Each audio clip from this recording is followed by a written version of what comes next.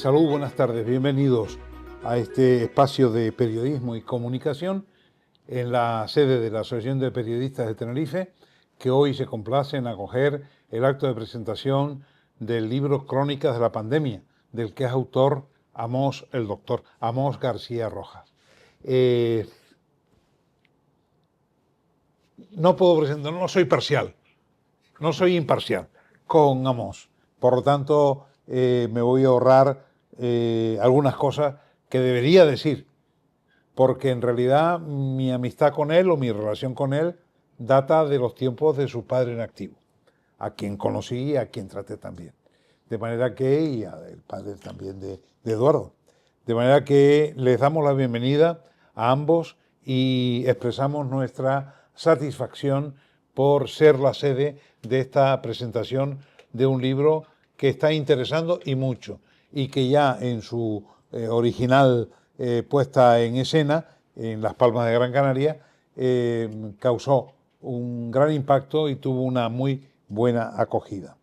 El texto para esta ocasión se titula Un cronista de vanguardia, doctor. Así que vamos a ver lo que decimos.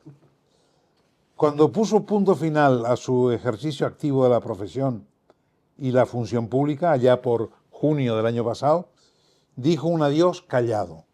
En una amable carta de despedida escribió que han sido más de 40 años dedicados a la salud pública, periodo en el que, asegura, haber tenido momentos geniales, pero también momentos difíciles y de mucha tensión.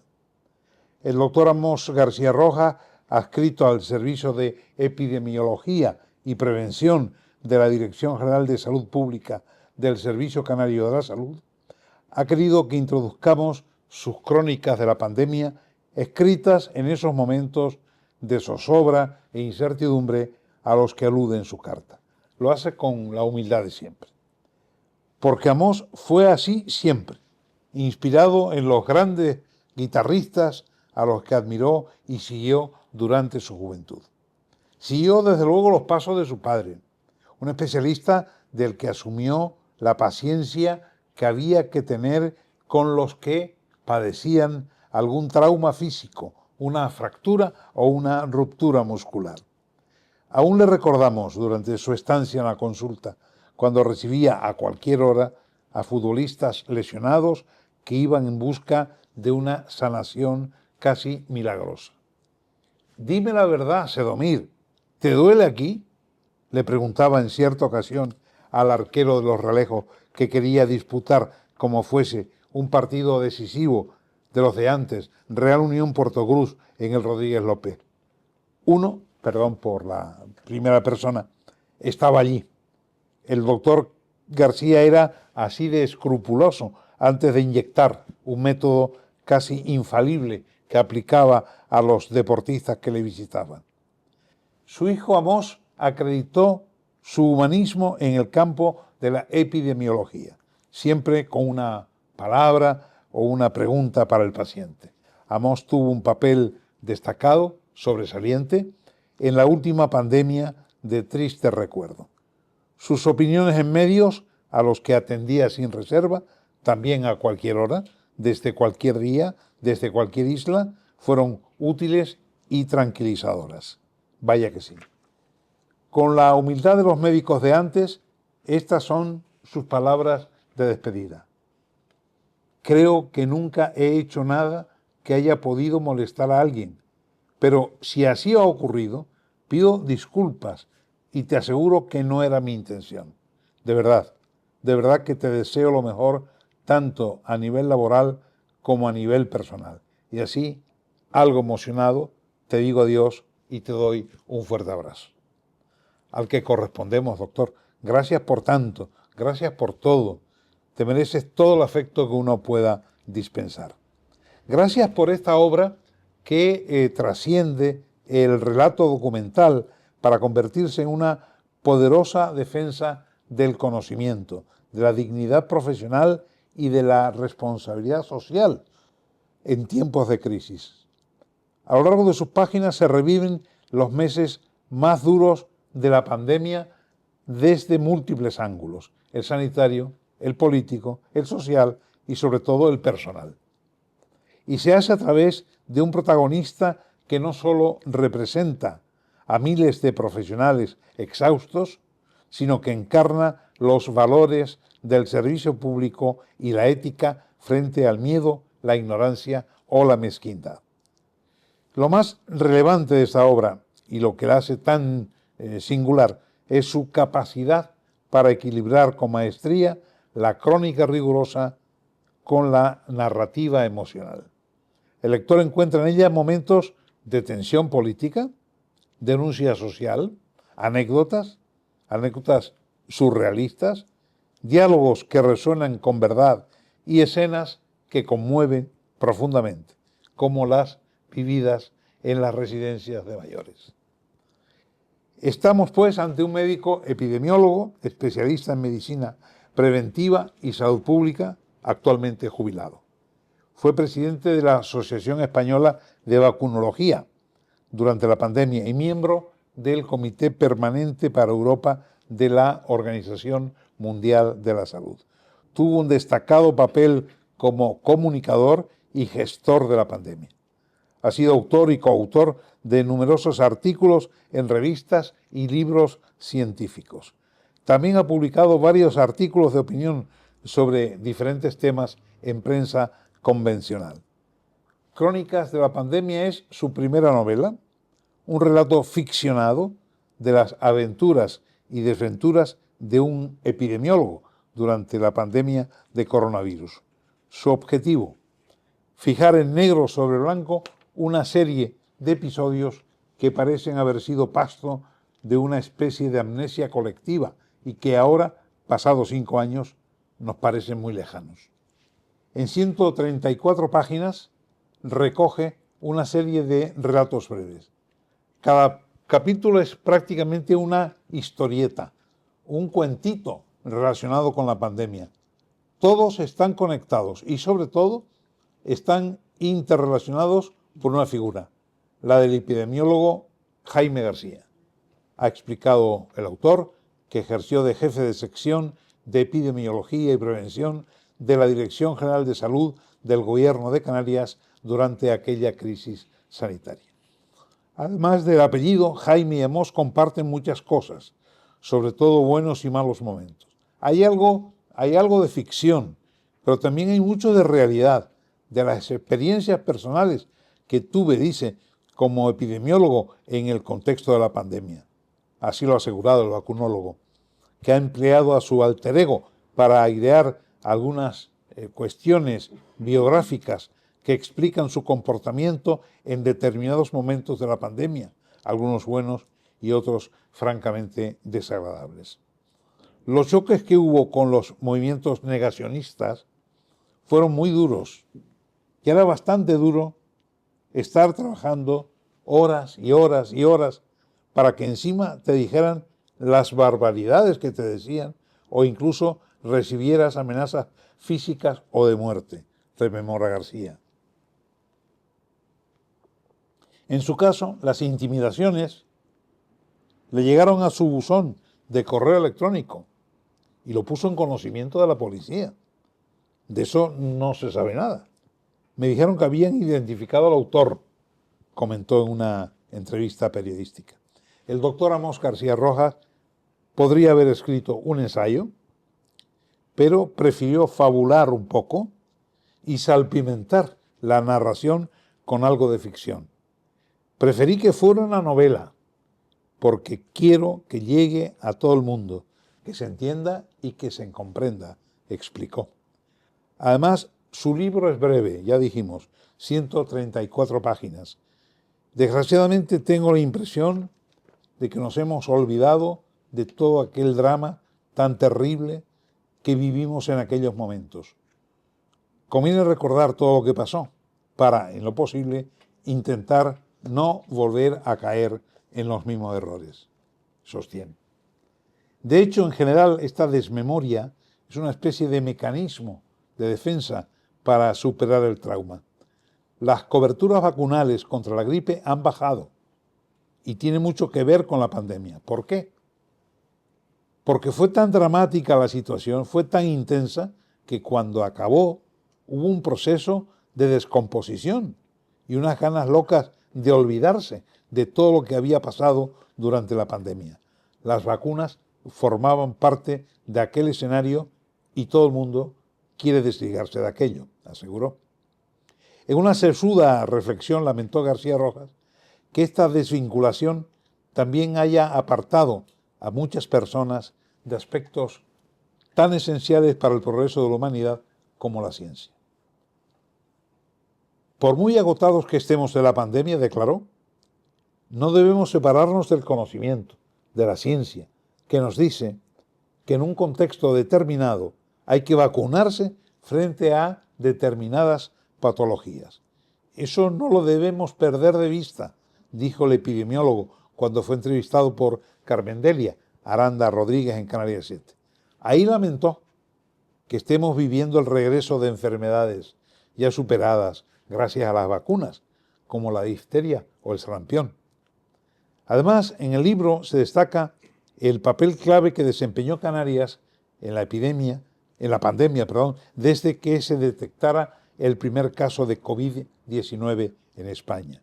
No fue en Madrid, no fue en Barcelona, no fue en Sevilla, fue en La Gomera. Cuando me llaman y me lo dicen, pensé, leo sus palabras, no me lo creo. Anda ya, ¿cómo va a ser en La Gomera? Pues sí, en La Gomera. Y fue una situación tremendamente dura porque apenas se conocía nada, recordó. Otro momento determinante fue la decisión de confinar un hotel de lujo del sur de Tenerife tras localizar un brote entre turistas italianos. Tomar esa decisión cuando Canarias vive del turismo era francamente complicado, pero desde el punto de vista científico teníamos clara esa necesidad y afortunadamente desde el punto de vista político hubo empatía con esa decisión técnica y se tomó esa medida que además la historia ha demostrado que fue correcta, asegurado Amos con cierto orgullo. El virus llegó y provocó muchas víctimas, también en Canarias. Hubo muchos muertos y situaciones terribles. Lo peor era que los familiares no podían despedir a sus seres queridos como querían. Dice Amos, me partía el alma, me la partía. También lo refiere en el libro, dice aún conmovido.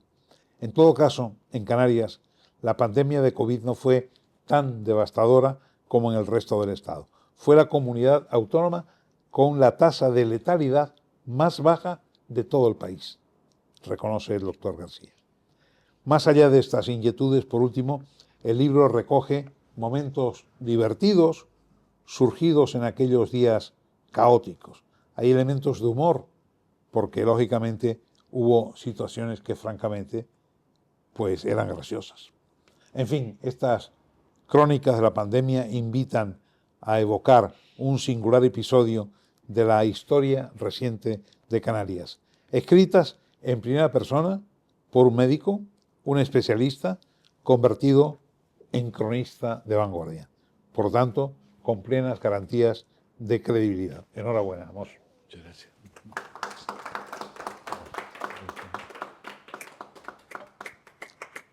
Le cedemos la palabra al autor. Sí.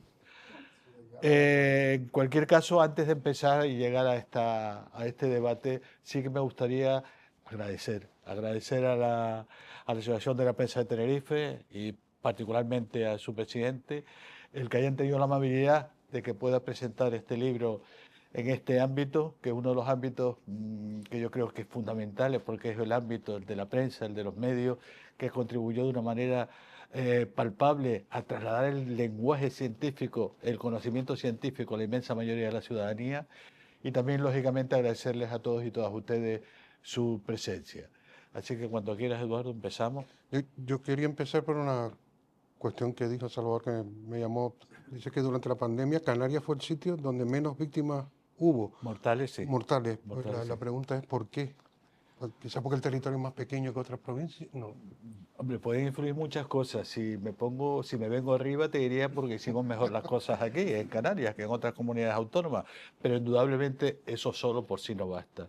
También el hecho de ser isla y al haberse producido un confinamiento global, se evitaba un poco la llegada de posibles agentes que tuvieran capacidad de diseminar el microorganismo en las islas. Sí es cierto que el confinamiento fue en todos lados, pero la movilidad entre comunidades autónomas no es lo mismo que la movilidad que podíamos tener en Canarias. Yo creo que es otro factor importante. Otro factor importante es que tuvimos una cobertura vacunal espléndida, buenísima, en relación a la población diana. Y eso me permite, a su vez, devolverme a poner a intentar venir arriba, porque buenas coberturas vacunales y un buen trabajo de vigilancia, de control y de intervención ante los casos. Mira, la otra pregunta es, ¿qué es lo que te llevó a escribir el libro? Porque esto lo escribes 5, ¿no? 5 años, 6 años después Sí, de lo que sucedió. sí. Fue uno de los objetivos que tenía cuando me jubilé. Quería de alguna manera reflexionar sobre lo que ha sido el drama más terrible del sistema, de la estructura social en los últimos tiempos. La crisis sanitaria más poderosa que ha habido.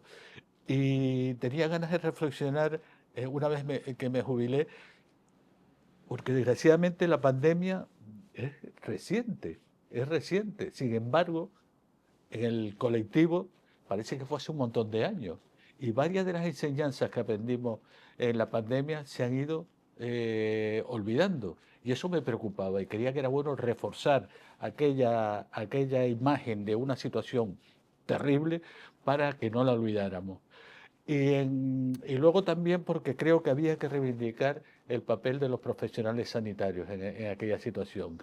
Yo quiero reforzar la idea de que al inicio de la pandemia no había material de protección para los sanitarios y muchos se envolvían en bolsas de basura para evitar resultar afectados por los enfermos.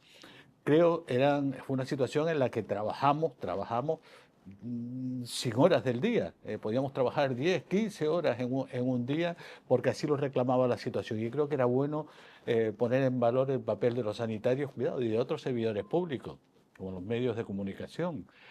Y al mismo tiempo dar también un valor al comportamiento que tuvo la ciudadanía en general, porque siguió las consignas que se daban, las recomendaciones que se daban del ámbito sanitario y huyó de voces que procedían más bien de ambientes muy alejados del rigor científico. Fundamentalmente, por lo tanto, lo que pretendía era reivindicar la ciencia frente a la inconsciencia, reivindicar el conocimiento frente al desnortamiento, reivindicar la verdad científica, porque desgraciadamente en una situación tan complicada como por la que pasamos, se desarrollaron muchas fake, muchas noticias falsas, que en un contexto tan dramático como una pandemia contribuyeron de manera decisiva a convertir la mentira en una mezquindad. Es decir, de lo que se trataba era de defender la evidencia frente a las evidencias.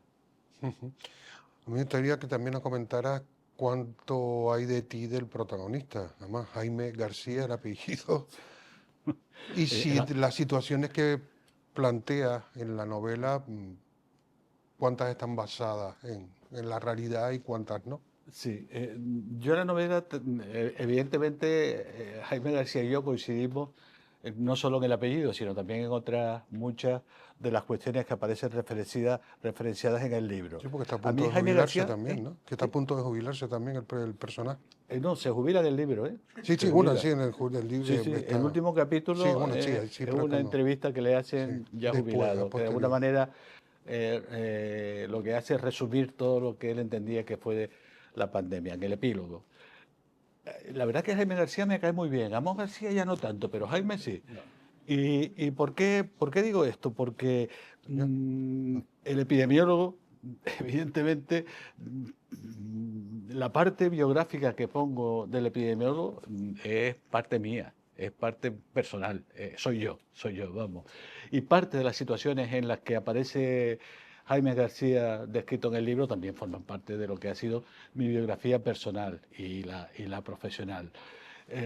También fabulo mucho, más que fabular, hago hipótesis sobre algunos de los elementos que configuraron la situación más, digamos, perversa que tuvo la pandemia, que fue la de las noticias falsas, que en mi opinión estaban claramente destinadas a crear desconcierto en la ciudadanía, una situación difícil, muy difícil, crear desconcierto para sacar réditos de unos determinados intereses, que yo asocio políticamente a unos determinados colectivos políticos. Estoy convencido que eso es así, y me lo preguntas y te lo digo claramente. Claro que si eso es negacionismo, a mí no me convence. ¿No? Creo que es fruto, ¿cómo se va a negar la razón? Yo creo que es fruto más bien de unos comportamientos que lo que tratan es de crear desconcierto en los ciudadanos, crear tensión para sacar rédito político indudablemente. Sí, en la novela hablas de, en vez de pandemia, esta gente que decía plandemia, ¿no? Sí, efectivamente, esos Y son los... atribuye, se puede decir, no voy a revelar ningún secreto, a grupos de extrema derecha los que de alguna manera Sí, sí, planifican, totalmente. pero eso es Y así lo pongo o en el eso, libro, y lo pongo en el libro pero eso así. es invención tuya No, eso es o invención te mía consta porque no que, tengo vale, no puedo constatar, hablo de incluso de una reunión de los grupos en políticos de Suiza extrema creo que. derecha en Suiza. Y yo no tengo ni idea de si eso es así, pero, pero creo que es una hipótesis más que razonable y quiero plantearla en el libro, porque a mí me resulta muy desconcertante que alguien niegue la razón. Es que no lo entiendo, no lo entiendo. Y me resulta muy desconcertante que además en la forma de exteriorizar esa sin razón, lo hacen de una manera bastante agresiva. Yo desgraciadamente, y eso es así, tuve que aguantarme insultos, tuve que aguantarme amenazas y tuve que aguantarme algunas situaciones violentas, dramáticas. Y eso creo que es fruto fundamentalmente de lo que es un comportamiento claramente tendente a generar una situación de crispación en la ciudadanía. Y vamos, y yo creo que la pandemia marca un antes y un después en los comportamientos en relación a los bulos. La pandemia creo que es el inicio de las políticas de bulos y de fake news que se han seguido desarrollando a continuación. Ujú. ¿Y por qué lo titula? Bueno, es verdad que el libro es una crónica de la pandemia, pero ¿por qué decidiste eh, apostar por este estilo literario y no Sí, por otro? pues fundamentalmente porque yo no soy Eduardo Mendoza ni soy Javier Cerca. No, no lo soy. Soy un modesto profesional de la epidemiología que trataba de traducir de la manera más que me resultara más placentera y más fácil a un libro las experiencias biográficas que tuve yo y que tuvimos todos los profesionales de salud pública. Cada capítulo de la obra es casi una parte de esa crónica, es una crónica. Y de alguna manera ese es el motivo, vamos, que a veces me dicen, ¿te has convertido de médico a escritor? Y digo, cuidado, escritor son palabras muy elevadas. En todo caso, mi hermano Eduardo. Yo ¿No? soy un modesto cronista de la realidad. De todas maneras, y tú lo sabes bien, hay una tradición larguísima de escritores médicos. Sí, hay una tradición, pero yo prefiero a los que son, yo prefiero a Michael Connolly como escritor de novela negra y prefiero a Pierre Lemaitre como escritor costumbrista. No, pero bien buenos, ¿eh? Sobre todo anglosajones. Yo quería también preguntarte, como bien dijo antes Salvador, lo haces de distintos puntos de vista, ¿no? El sanitario, también el político, El político te lo acabo de el comentar. humano, que es muy importante. Y después hay una cosa que me llama la atención en la novela, que empiezas en donde está ya la alarma, que es en China, En China, sí, en Wuhan. fundamentalmente porque Eso, quería reivindicar no, la... pero tengo entendido que fuiste a China, fuiste a Wuhan, entrevistaste a todos los chinos. No, ahí evidentemente fabulé un poco, pero no mucho, ¿eh? Porque también me documenté sobre el papel que tuvo el autor de ese primer capítulo, que fue cierto, un oftalmólogo que no paraba de decir que estábamos ante un problema, que había un microorganismo, que era un coronavirus, y nadie le hizo caso. Y ese hombre falleció como consecuencia de una política. Desgraciadamente los chinos no que se caractericen mucho por su transparencia en relación a cómo abordan los problemas y cómo los dirigen a la población. Y la mayoría de lo que viene en el capítulo ese es fabulado, pero documentado, ¿eh? Posiblemente fue así. Ujú. Y después también vas a la Organización Mundial de la Salud, hay un médico también, un Sí, experto con el que todos están consulta. inventados, pero es verdad que como formé parte del comité de expertos, algo de lo que pongo también está basado en la realidad. Sí, pero me gustaría hablar de eso y después también en Estados Unidos. que es la nación, sigue siendo todavía, bueno, yo no sé hasta qué punto ya es, pero sigue siendo una nación poderosa. Como el tratamiento que hace el presidente con la pandemia es completamente burdo, ¿no? Totalmente burdo y totalmente ridículo, pero bueno, claro, si ves a quién está dirigiendo ese país, pues francamente no. ¿Qué esperas? ¿Qué esperas de alguien que es capaz de decir que tomemos lejía para no infectarnos del coronavirus? ¿Qué esperas de alguien que dice que el mejor tratamiento para es que el autismo es como consecuencia que el autismo es como consecuencia del consumo de un determinado medicamento? Es que claro, frente a esa falta de evidencia que puedes esperar de ese país está, y además que siempre ha sido el líder en el conocimiento científico, el que ha marcado las pautas, la senda, el que ha apostado por la investigación. En estos momentos se ha desligado de la Organización Mundial de la Salud, se ha disminuido el aporte a los proyectos de investigación y está en una situación que es francamente preocupante, porque de ahí tiramos muchos. Ya. Mira, yo quería preguntarte también, ¿hubo algún capítulo en especial que te resultara difícil de escribir? Sí, el que me meto con las muertes en la residencia, que lo personalizo en una trabajadora de mi servicio, no es así, es otra fábula, pero también intentaba trasladar un poco el drama que sufrieron las personas de edad avanzada con respecto a la pandemia, que fue absolutamente pavoroso. A mí me pregunta mucho cuál fue el momento que más duro fue para ti el convivir con la pandemia. Yo lo tengo claro. Aquel día en el que te das cuenta que ha habido 1000 muertos en 24 horas. Eso fue espantoso, espantoso.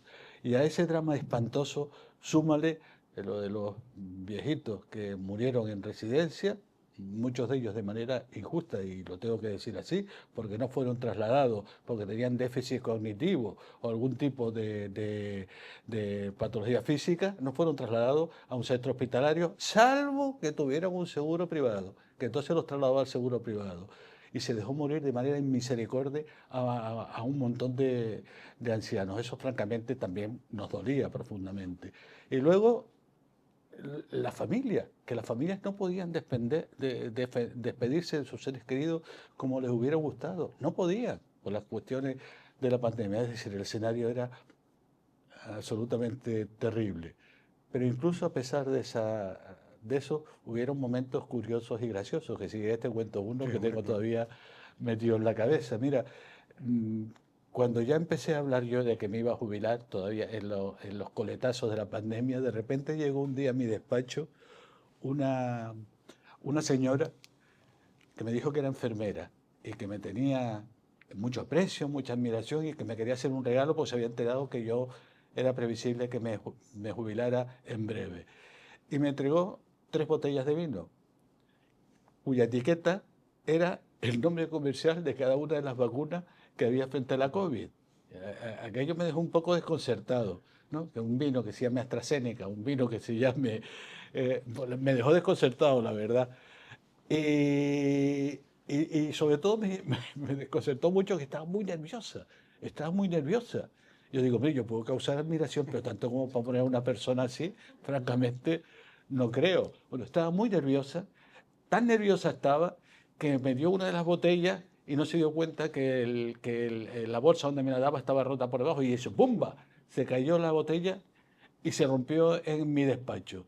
Y dejó una mancha oscura terrible, una mancha oscura que yo creo que todavía las señoras de la limpieza están intentando quitarla. Aquello me preocupó todavía más, porque como yo no le tenía mucho cariño a los movimientos negacionistas, digo, a ver si me están queriendo envenenar.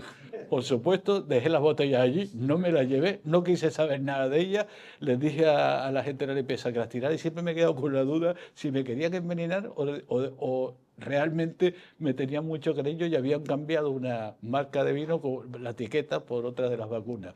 Pero yo creo que hice bien, ¿eh? Sí.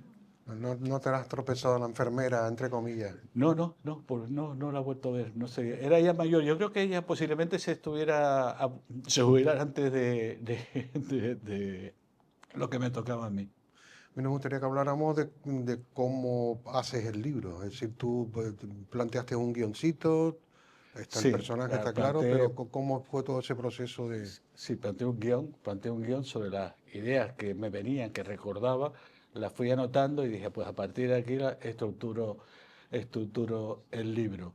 Y lo fui haciendo en primer lugar sentado, no de pie. Sentado frente a un ordenador, el ordenador que tengo en casa, y así fue saliendo. Y la verdad es que me salió muy fluido, muy rápido, muy rápido. Se lo pasé a Marta, a mi mujer, para que le diera un vistazo. Fue una crítica feroz del libro, pero me ayudó bastante a mejorarlo. Y luego se lo pasé también a mis dos hijos y también lo leyeron y ellos fueron bastante más benévolos, Sí. con la lectura del libro. ¿Y qué fue lo que te dijo Marta que omitieras o que quitaras? Dilo Que aquí que no nos escucha mucha gente. sí, lo que me dijo Marta que admitieron que quitara, no, sino que tenía que, digamos, aclarar un poco más la personalidad de las personas que iban saliendo en el libro, profundizar en la psicología, en la forma de ser de cada uno de los participantes en el libro. Y ahí tenía razón y me hizo recapacitar y avanzar en ese sentido y mejorar esos aspectos. Mira, antes comentabas del caso de esta enfermera supuesta que te llevaba las 3 botellas de vino a tu despacho. En el libro también habla. No, de ella no, No, de no, la no, sé enfermera. que no viene, pero no sé si por ahí viene un poco la relación de que van a ver al despacho del personaje de Jaime García, una familia que le preguntan por las vacunas, que tienen dudas. ¿Un Sí. poco lo hiciste eso inspirado en este dicho que nos contabas antes o eso pasó No, no, realmente? eso pasó Ah, así, te pasó eso me realmente. pasó así. Llegó en la época en la que se empezó a cuestionar la vacuna de AstraZeneca por la posibilidad de desarrollo de procesos tromboembólicos. Y que claro que la vacuna AstraZeneca es una gran vacuna. Lo que pasa que como efectos secundarios rarísimos podía dar lugar a procesos tromboembólicos. Pero oye, sabemos que los anticonceptivos orales dan en un porcentaje también bajísimo, pero más alto que la vacuna procesos tromboembólicos. Pues, es que es así. Y entonces esa familia, pues el padre le tocaba, como le tocó a mi mujer, a Marta, que se puso la AstraZeneca, le tocaba vacunarse, le iban a poner la AstraZeneca y el hijo dijo que ni de coña, que esa vacuna no. Yo, eso me hizo pensar, digo, pero realmente alguien cuando va a vacunarse de la gripe o cuando le ponen un tratamiento le dice al médico, oye, no, ese tratamiento no, ponme otro que me gusta más. O la vacuna de la gripe, ¿cuál me va a poner? No, no se dice, porque las vacunas forman parte de unas recomendaciones sanitarias, no es una mercería donde tú puedas ir a elegir lo que quieras porque lo vas a pagar. Y entonces aquello me costó un cierto disgusto porque yo le dije a esa familia que lo sentía mucho, pero yo no iba a prevaricar. Si las recomendaciones que hay son las que hay, lo lamento en el alma, pero tal como se la ha puesto a mi mujer, sus padres y madres se la va a poner con toda seguridad, hombre, con toda seguridad. Bueno, eso me valió un portazo y además hijo de la gran de camino, pero bueno, es lo que te tocaba. Me deja que te cuente otra cosa graciosa que me pasó en el contexto de la pandemia, que esa sí que la guardo y sí la referí en el libro. Mira, hubo un momento que me llamó el de seguridad de abajo de donde yo trabajaba y me dijo, hay un señor aquí que quiere hablar con usted. Le digo, pero no estaba citado, ¿verdad? No, no tengo ninguna...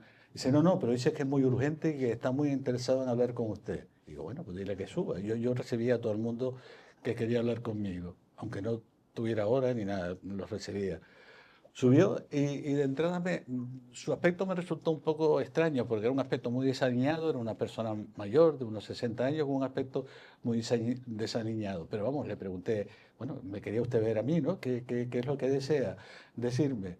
Dice, mira, es que tengo el remedio contra el cáncer y contra la COVID. Le digo, ¿sí? Dice, sí, aquí, en este líquido, en este ungüento. Le digo, mi madre, ¿y cómo sabe usted que eso es el remedio contra el cáncer? Dice, porque yo tengo en mi casa cabras que estaba llena de pústulas, le puse este ungüento y le desaparecieron a las 2 semanas. El problema es que el pobre hombre sí que estaba como una cabra, no lo sabía, pero no estaba bien de la cabeza. Le dije, mire, por favor, usted no le ponga ese ungüento más a ningún animal, y menos a una persona humana. Apunte en un papel todo lo que lleva ese ungüento y en las cantidades que lleva y me lo manda y ya hablaremos en el futuro. y vaya usted también a ver a su médico de cabecera, que posiblemente le hará un favor. Fue muy gracioso, porque no solo decía que tenía un invento, sino además que se lo querían robar los rusos, No se lo podían haber robado. en la época de Putin. Ya. Y sacó también su vacuna a los rusos, ¿no? Sí, sacaron su vacuna que bueno, tenían limitaciones importantes. Sí. Era una vacuna inaceptable en Europa porque no había pasado por todos los requisitos que se siguen en Europa para defender la presencia de ni en Europa ni en Estados Unidos, de un producto en el mercado. Ujú. Yo creo en el último capítulo, donde ya se jubila, y le hacen una entrevista en la tele, en la televisión, Sí. y le citan, le piden que coja la banda sonora y él da una serie de discos y de títulos de Sí, no, rockeros. La pregunta es, esos son los discos que escogió Jaime García, pero ¿cuáles son los de Amos García? ¿Los mismos de no, Jaime García? solo lo de Amos García, que tiene una amplia influencia sobre Jaime García. Y la, pe- y la banda sonora yo la tenía claro, la tenía clara. Lógicamente, el primer tema, The Long and Winding Road de los Beatles, un largo y tortuoso camino, así era la pandemia, que en ocasiones se transformaba en una auténtica autopista al infierno de AC/DC, pero que con las llegadas de la vacuna, afortunadamente ya empezó a venir el sol, también de los Beatles, o empezamos a escalar la subida al cielo de la normalidad del Led Zeppelin, una banda sonora que tenía clara. Pero y no citaste ninguna de Bob Dylan, ¿no? Sí, Sí, es verdad, pero no lo cuando me acabo de citar pregunta la ahora. Sí. periodista y con qué dos canciones te identificarías tú más, también lo tenía claro. Con Don't Think Twice Is Alright de Bob Dylan, básicamente porque en aquel momento había que actuar a veces sin pensar las cosas dos veces, había que hacerlo. Don't Think Twice Is Alright, no lo pienses, está correcto. Y en segundo lugar, una de los Rolling Stones, que evidentemente no pueden fallar. Y lo que ha fallado es la gira que iban a hacer en el 2026, que me ha roto el alma, pero no podían fallar. You can't always get what you want. No siempre puedes tener lo que deseas. Y yo en la pandemia deseamos muchas cosas que desgraciadamente no podíamos tener. Mira, en el libro el personaje de García te está ansiando jubilarse, está un poco, digamos, quemado por el trabajo y Sí, quemado por el trabajo y pe- sobre todo quemado por ciertos aspectos de la función pública que le resultan exacto. francamente, Entonces la francamente pregunta es si rechazables. eso también lo sentiste tú, Sí, eso sí, es sí, sí, reflejo del personaje. totalmente, es reflejo mío personal. Claramente eran elementos de rechazo a ciertos comportamientos, el funcionamiento de la función pública, pero evidentemente primaba sobre todo la responsabilidad profesional. Fue mi caso, yo me podía haber jubilado antes de la pandemia, pero había un ejercicio de responsabilidad profesional. ¿Cómo me voy a ir con el marrón que hay aquí montado? No porque nadie sea imprescindible, nadie es imprescindible, pero sí es cierto que en determinados momentos dramáticos es conveniente hacer uso de la experiencia y en ese sentido yo sí que tenía un marco de experiencia importante. Pero me imagino que en ese momento hubo no uno, sino muchos donde te estuviste tentado a tirar la toalla. No lo hiciste, gracias a Dios, No, pero en la pandemia en ningún en momento ningún quise tirar momento. la botada. No, no. Hubo momentos en que me cabré, hubo momentos en que decía, mi cachi de mar, ¿cómo es posible esto? Pero de tirar la toalla o de amedrentarme ante las amenazas que estaba recibiendo, nunca. Nunca, nunca.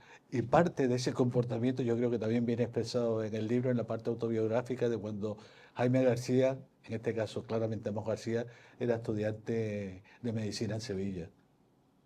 Pero eso último no termino yo de coger. ¿Por qué? Sí, el comportamiento de recibir amenazas no era nuevo para Jaime García. Ya en la época de estudiante en Sevilla recibía amenazas por los mismos grupúsculos de extrema derecha. En aquellos momentos se llamaban los guerrilleros de Cristo Rey. Y más de una vez tuve la desgracia de ser sujeto activo del odio de aquella gente por determinadas circunstancias. Y también aquella vez me decían, sabemos dónde vive, te vamos a dar hasta el carnet de identidad. Y eso quizá de alguna manera me hacía que en el contexto de la pandemia, uno de los que se llaman negacionistas, que son negacionistas de la razón, vuelvo a repetir, me decía, sabemos dónde vive, diga, mira, ya pasé por esto. Mira, hay otra cosa. Sí, en momentos mucho más duros y difíciles desde el punto de vista de lo que es la vida personal. Ujú. Tenía otra pregunta antes de pasar al público, si quiere plantear también alguna cuestión. Era, ya que estamos la sede de la Asociación de Periodistas de Santa Cruz de Tenerife, pues que hablara, que también lo sacas a relucir en el libro, por el comportamiento de la prensa que contigo, de la prensa y de los medios de comunicación que contigo, pues bastante generoso y profesional, es decir, cosas que... Sí, yo la verdad había tenido antes de la pandemia algún contacto más ligero con profesionales de los medios de comunicación, pero a mí me impresionó mucho el comportamiento profesional que tenían los compañeros de ustedes, los profesionales de los medios de comunicación, con alguna excepción como ocurre en todos lados, pero el comportamiento general fue muy bueno. Y además fue tremendamente cariñoso conmigo y tremendamente respetuoso, lo cual agradezco profundamente. Y en ocasiones me han preguntado, es que tú participaste mucho en los medios, tuviste una vida muy mediática. Y digo, claro que sí, porque es una obligación mía como profesional. ¿Cómo no vas a comunicar utilizando el canal que hay para que llegue a la ciudadanía, que son los medios? ¿Cómo no vas a comunicar lo que está pasando con la situación más dramática que se ha dado en la sanidad en los últimos tiempos? ¿Cómo no vas a llevarle a una población angustiada, atemorizada, aterrorizada, un mensaje correcto sobre lo que está pasando? Había que transmitir calma. Oye, que no estamos ante el fin del mundo, que la ciencia va a resolver este problema. Había que transmitir también paciencia, pero no va a ser en 2 días. Y sobre todo había que transmitir algo que yo repetía machaconamente en las redes sociales: prudencia, porque la prudencia sigue siendo la madre de las virtudes a la hora de enfocar los problemas de transmisión, de enfermedades transmisibles. No sé, Salvador, si quieres preguntar también, pero uy, o el público, ¿a ver alguna mano levantada? Bueno, buenas noches. ¿Cómo ha cambiado tu vida o ha cambiado tu vida antes y después del COVID? Pues ha cambiado mucho. Durante el COVID fui muy mediático, era una cara muy mediática. Eso me trajo 2 situaciones diferentes. Fui el sujeto activo de las iras de determinadas personas, afortunadamente muy pocas, y sobre todo fui el sujeto activo del cariño y el afecto de la mayoría de los ciudadanos. El que hoy todavía haya gente que me para por la calle y me dice, adiós doctor, gracias, es impagable, es impagable. Ha cambiado en eso fundamentalmente, en que has perdido un poco de tu anonimato, pero has ganado en cariño y en afecto, también en odio de algunos sectores, pero son muy minoritarios. Paco, Y vamos. con esa, perdona, la segunda Yo no sé. pregunta, con esa, lo que hubo el COVID, ¿por qué nos podemos quedar en positivo de esta etapa? Pues como positivo de la etapa, yo creo que nos debemos quedar con que tenemos unos sanitarios que han sido magníficos profesionales, es una situación muy complicada, que tenemos una ciudadanía que ha respondido de manera bastante adecuada a las recomendaciones sanitarias, huyendo de los cantos de sirena de focos alejados del conocimiento científico, y yo creo que eso es muy importante. Ahora, si me estás preguntando, ¿eso significa que ya no vamos a tener más problemas de este tipo? Yo digo, en absoluto. Vamos, yo estoy convencido que vamos a convivir con más pandemias, que en cualquier caso a mí me cogen jubilado, ¿eh? Vamos a convivir con más pandemias. ¿Por qué? Porque los elementos que han condicionado esta siguen estando ahí, siguen estando ahí. Calentamiento global, uno de sus síntomas es el cambio climático. ¿Qué produce el cambio climático? Un cambio en la ecología de los seres vivos y por lo tanto de los microorganismos. Algunos de los aspectos también políticos que se desarrollaron que afectaban al cambio climático, como todo el proceso de deforestación de la Amazonia, tiene un impacto claro en lo que estoy diciendo, en el cambio climático, y además posibilita que se aproxime cada vez más los animales al hombre. La pobreza y en ese sentido del cambio climático es que hoy tenemos aquí enfermedades que son de otros sitios muy lejanos y sin embargo las vemos aquí. Y eso es fruto del cambio climático. Otro elemento, la pobreza, la cada vez más desesperante diferencia que hay entre países ricos y países pobres. La pobreza y todo lo que la rodea, hacinamiento, malas condiciones de vida, malnutrición, son un caldo de cultivo apasionante para la explosión de problemas transmisibles en forma pandémica. Y el tercer elemento, y no menos importante, no podemos considerar de ninguna manera la salud humana al margen de la salud ambiental y de la salud animal. No, todo está interrelacionado. Oye, es que nos olvidamos de que la COVID fue una enfermedad de los animales que pasó al hombre. Nos olvidamos que el ébola es una enfermedad de los animales que pasó al hombre. Nos olvidamos, por ejemplo, que el Zika es una enfermedad de los animales que pasó al hombre. Y te estoy hablando de las grandes crisis sanitarias de los últimos tiempos. Nos olvidamos de que la gripe aviar es una enfermedad de los animales que afortunadamente ha pasado de manera escasa al hombre, pero que está ahí, y pongamos entre comillas qué puede pasar en el futuro con esta enfermedad, pues tenemos que enfocar la salud desde un punto de vista de la salud humana, la salud ambiental y la salud animal. ¿Se está haciendo eso ahora? Yo no lo veo. Yo no veo que se esté actuando de manera importante sobre el cambio climático. Y aquí están las políticas de Estados Unidos que se salen de Kioto, del Tratado de Kioto. ¿Se está haciendo algo contra la pobreza? Yo tampoco lo veo. Es más, cada vez hay una diferencia superior entre países ricos y países pobres. Y dentro de los países ricos también entre determinados barrios de los ámbitos ricos con respecto a otros barrios. ¿Se está haciendo algo sobre la salud humana, ambiental y animal? Yo tampoco lo veo, tampoco lo veo. Si es verdad que la gripe aviaria ha permitido movilizar algo a lo que son los sectores sanitarios, pero no nos podemos quedar solamente en entender que eso es una anécdota. No, no, no. Eso es una realidad que va a impactar claramente sobre nosotros en el futuro. Por lo tanto, sí que vamos a tener otra pandemia. No sé cuándo, no sé cuándo. Puede ser dentro de 50, 60, 80 años, no sé, pero vamos a tenerla seguro.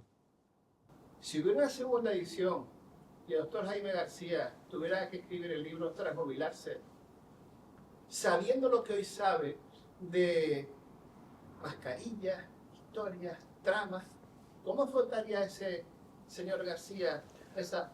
Lo cuenta en el libro, ¿eh? No lo he leído, pero Lo cuenta. ¿Se atreve el doctor? Sí, se atreve porque hay que meterse.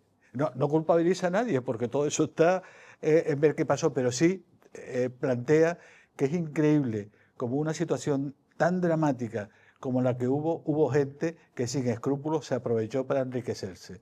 Ya fuera en Madrid, ya fuera en Canarias, nombre de Canarias también, porque esa era la realidad y esa realidad hay que contarla como los aspectos que no nos han producido satisfacción en el abordaje de la pandemia. No creo, no creo, porque yo... No, pero todas esas cosas hay que contar. Yo no nombro a nadie, no digo, porque no puedo acusar a nadie de algo que se está investigando, pero sí que digo que a Jaime García le produjo una gran tristeza y cabreo el ver cómo en esa situación hubo gente que se enriqueció de manera indigna. Sí, claro que lo cuento, ¿cómo no lo voy a contar? Porque lo fácil es pasar por encima, ¿no? Y tal, pero claro. No, hay que contarlo porque eso fue uno de los elementos que a mí personalmente me han dolido de la pandemia y a Jaime García también, evidentemente, y claro que hay que contarlo, claro que hay que contarlo. Y cuando se sepa todo, ¿qué va a pasar con Jaime García? Pues cuando se sepa, no, Jaime García estará tranquilo porque él no tenía... Digo, porque al final cuando vea que su entorno estaba pasando todo aquello, cuando todavía no estamos hablando de hipótesis, ¿no? No hay nada, todavía nadie en Tenerife 2. Pero, ¿qué pasaría cuando sepa que realmente que es cierto todo aquello que pasó? No, si cierto no tiene ninguna duda de que fue, cuidado. Cierto sabe que fue, y lo dice en el libro. Cuando se aclare la situación y se obtenga una visión global de realmente quién fue los culpables de aquella situación, pues lógicamente Jaime García dirá, joder. Nosotros trabajando 15 horas diarias y estos tíos enriqueciéndose. Y evidentemente que sí. Pero sí lo toco porque si no lo tocara, Jaime García y Amos García hubiera sido un indecente. Petra. Un poco un salto atrás en lo que has venido contando. ¿Qué tan eficaz fue la vacuna rusa?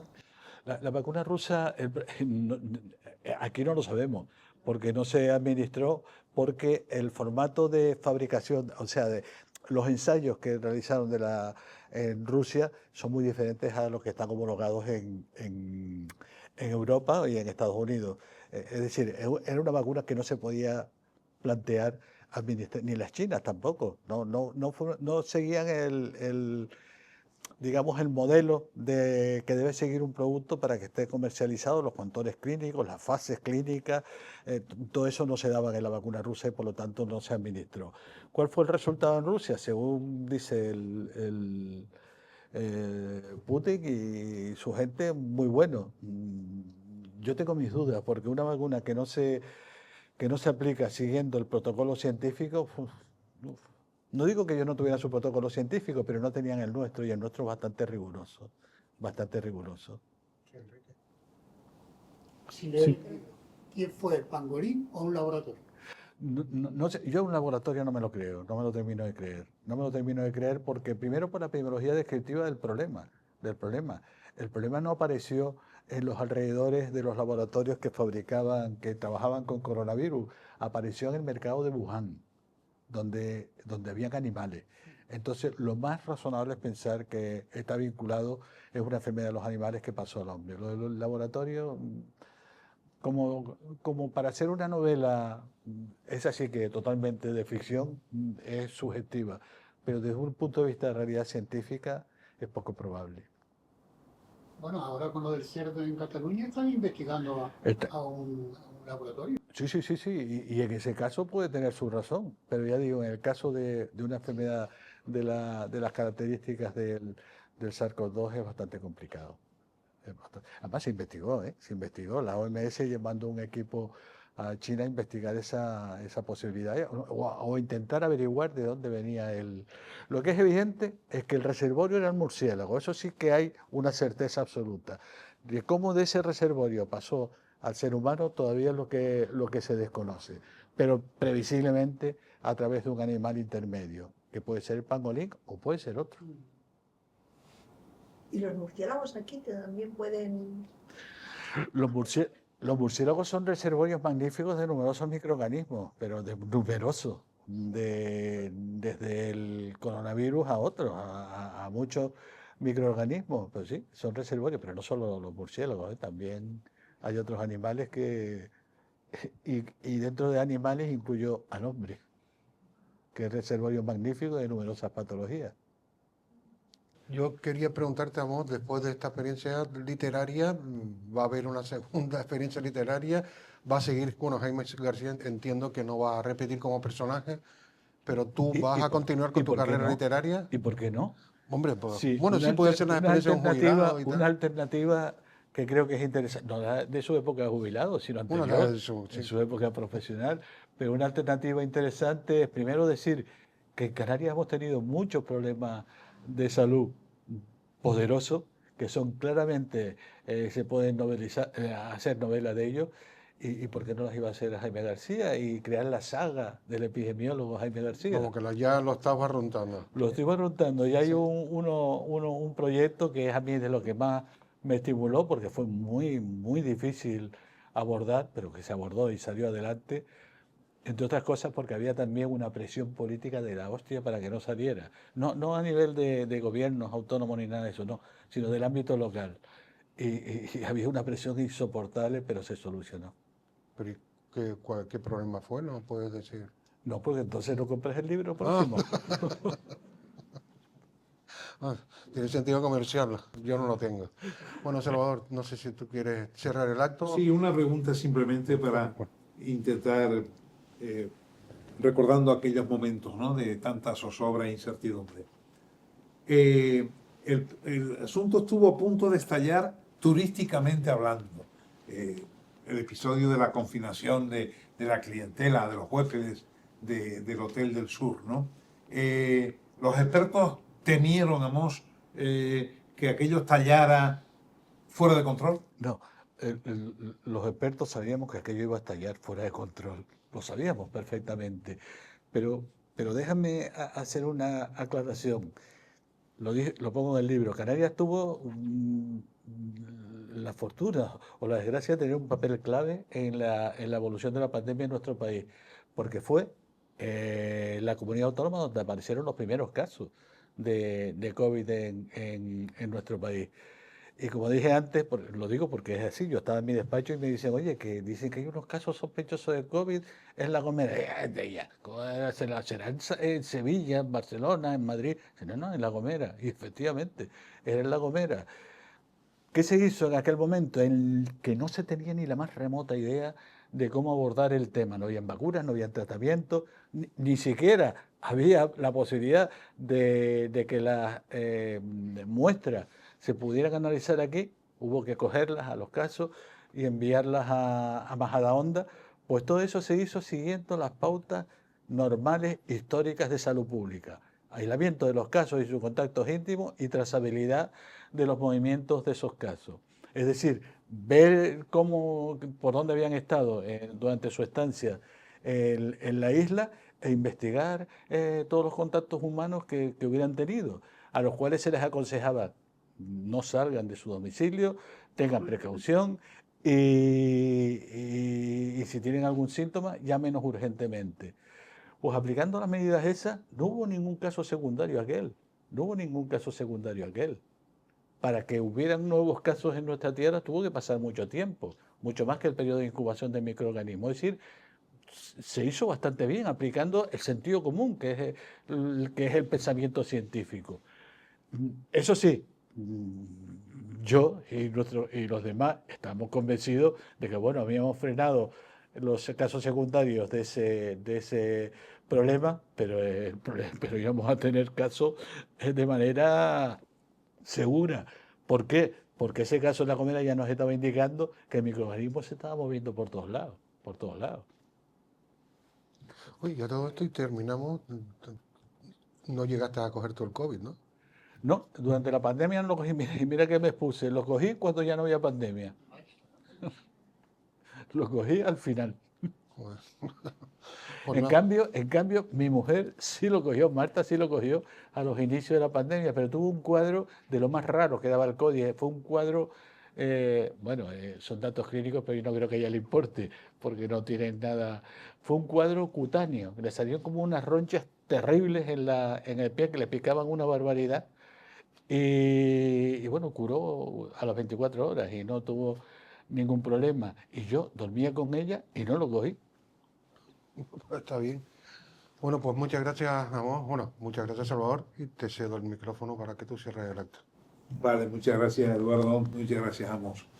Hoy hemos escrito la última crónica de esta pandemia que hemos desglosado, desmenuzado desde todos los puntos de vista. Desde los más íntimos, como el que acabamos de escuchar, hasta el relato que configuró toda una panoplia de situaciones que había que tener temple, seguridad y cientifismo para poder resolverlas y afrontarlas. Muchas gracias a ambos. Muchas gracias a ustedes.